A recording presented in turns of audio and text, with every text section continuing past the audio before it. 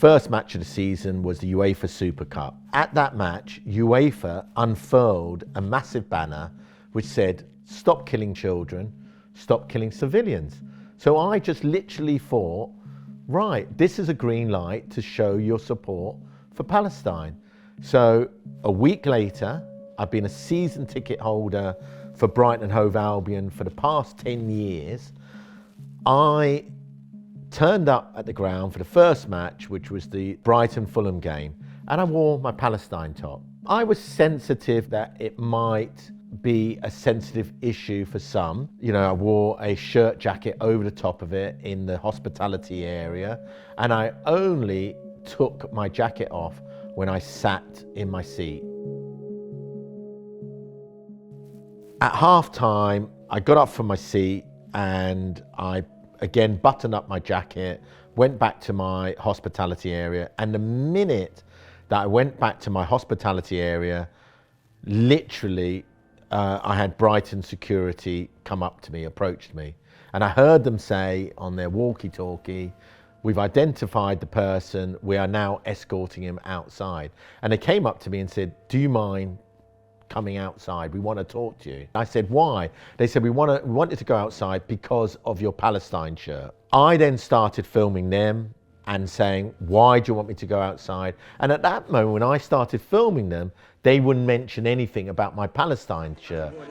Okay, why as a Brighton Hove representative, why am I not allowed to go to my seat, sir? Because the way you conducted yourself. How did I conduct myself? Would you like CCTV footage of seeing control? of doing what? The way you behaved. Tell me exactly what I did. Come and talk to me outside. I don't need to come to talk to you. I can tell you what I did. All I did was walked outside and had a photo taken myself of the new season. Well, I can prove that. I've got a photo of myself. You know? So unless you've got a problem with the fact I'm wearing a Palestine football shirt in support of the 50,000 innocent women and children have been killed, and Brighton and Hove have an official problem with that, then I can see no reason why I cannot go to my pitch, to my seat.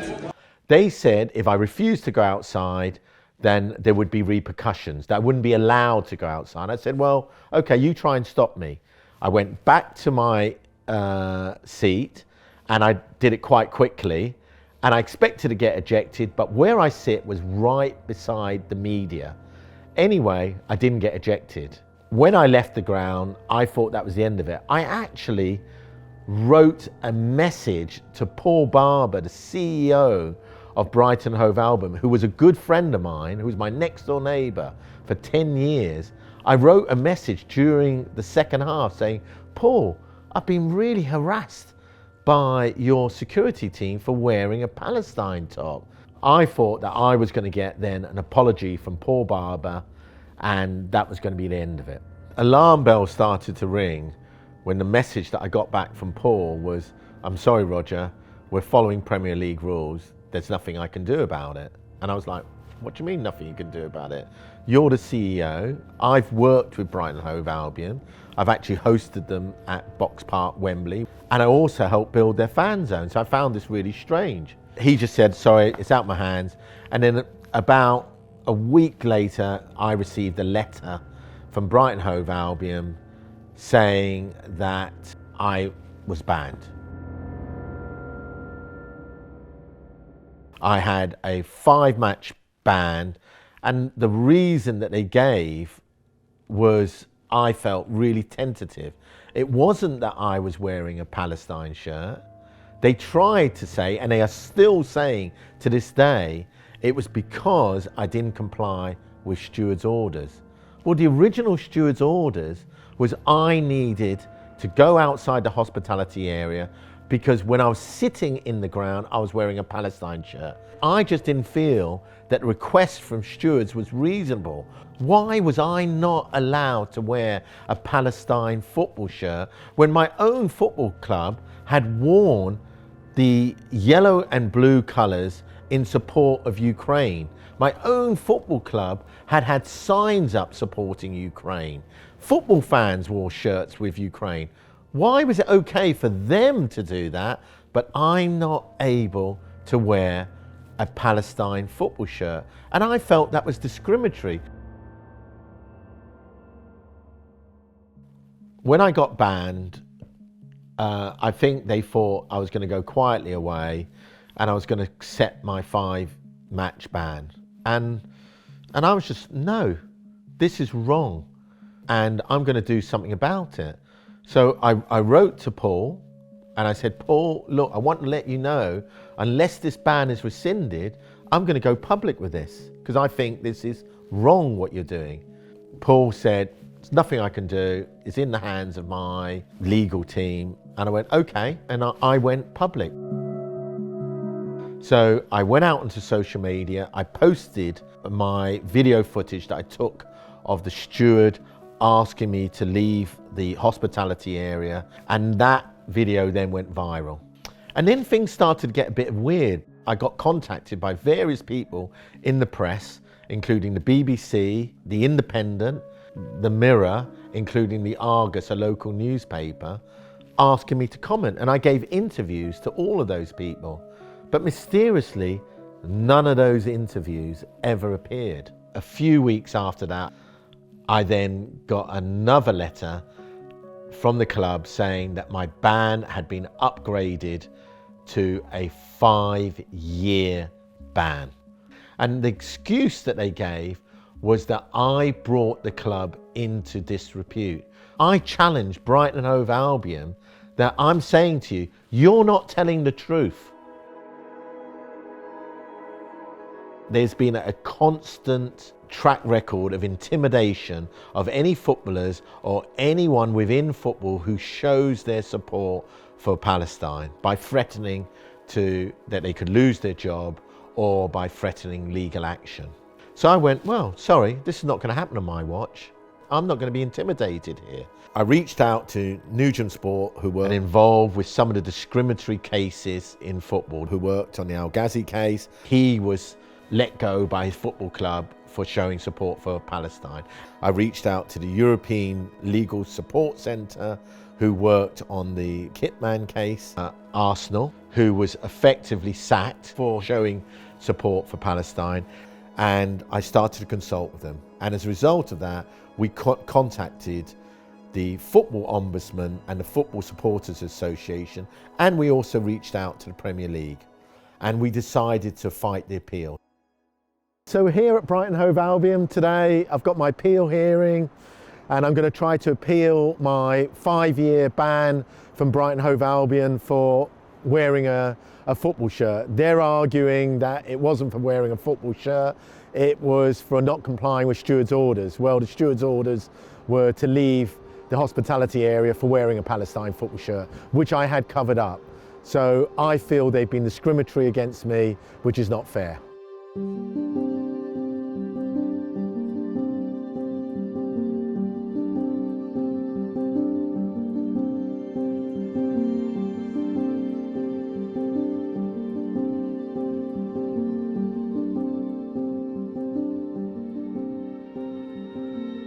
I've just finished my 2-hour appeal hearing at Brighton Hove Albion against my 5-match and then my subsequent 5-year ban. It went well. During the appeal, they showed the body-worn footage, and in the body-worn footage, it clearly says, the steward said they wanted to talk to me for wearing my shirt. It started off the appeal with them showing me the CCTV, their body-worn footage, and I was shocked. I was in shock and awe because it clearly showed on the body-worn camera that I was being asked to leave the hospitality area and go outside because of the Palestine top. Now, the whole basis of the 5-year ban was that I'd said something apparently was not correct. Well, that footage proved it was correct. So for me, it was an open and shut case. Me and Ebbs from Nugent Sport left there, went, wow, that went really well. There's no way that they could turn down my appeal. Clearly that CCTV supports everything I was saying. And a couple of weeks later, I got my appeal result from the COO, Paul Mullen, and unbelievably, they upheld the ban. What Brighton Hove Albion are likely to then say is they were following Premier League guidance. Not only have my football club been discriminatory against me, but I think pressure has been put on the Premier League to stop supporters from wearing their Palestine football shirt within the Premier League. In October 23, which was exactly the same month that the Gaza invasion took place, the Premier League wrote a letter to all Premier League football clubs saying that display of flags or political messages, and they used the word any other material, from areas of conflict should be not allowed at football stadiums. Why did the Premier League not write a letter to all Premier League clubs back in February of 22 when the Ukraine invasion happened, and write at that time that you weren't allowed to wear Ukraine football shirts? Actually, the reverse happened. Football clubs up and down the country showed their support for Ukraine.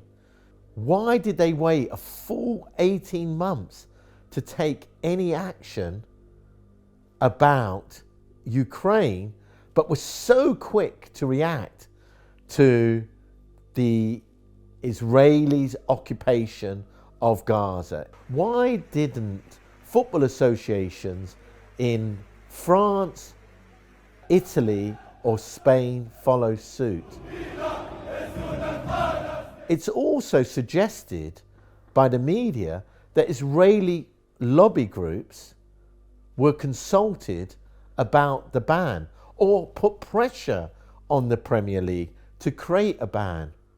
Why were Palestinian sources, lobby groups, not consulted?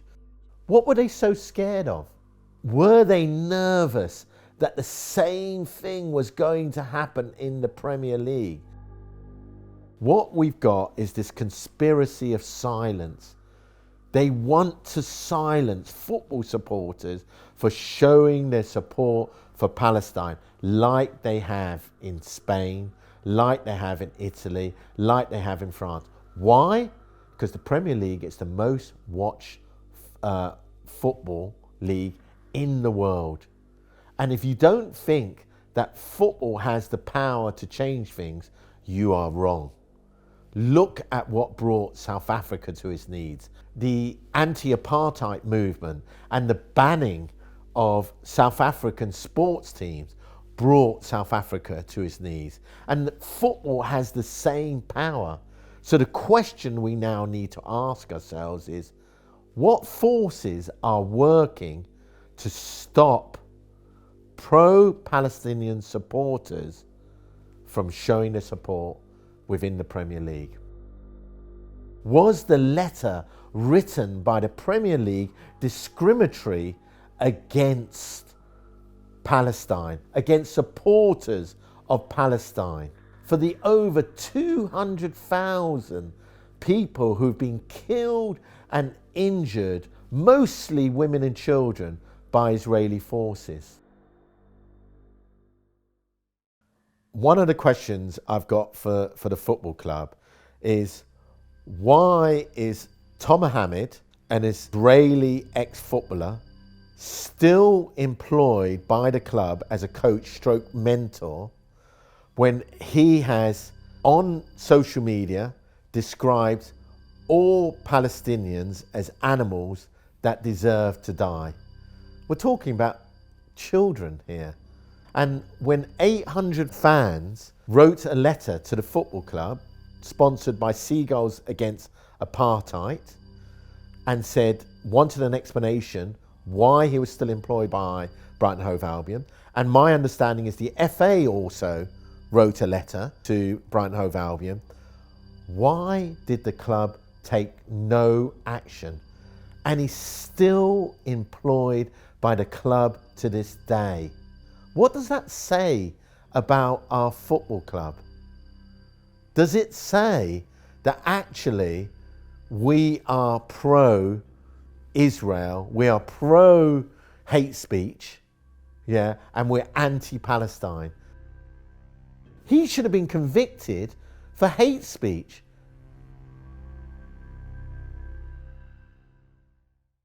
I really never thought it would ever get to this. I just wanted to show my solidarity. I just wanted to say, look, I care about Palestine, about this issue.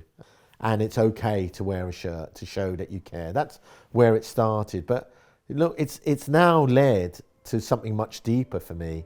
I'm now in a potentially legal action with Brighton Hove Albion to fight my ban and to fight against the discriminatory action against me. This can then lead to actually fighting the Premier League in saying that letter was also discriminatory, to write to football clubs to say that you can't wear shirts from areas of conflict. Why did they do that at the beginning of the Gaza conflict and they didn't do that at the beginning of the Ukraine conflict?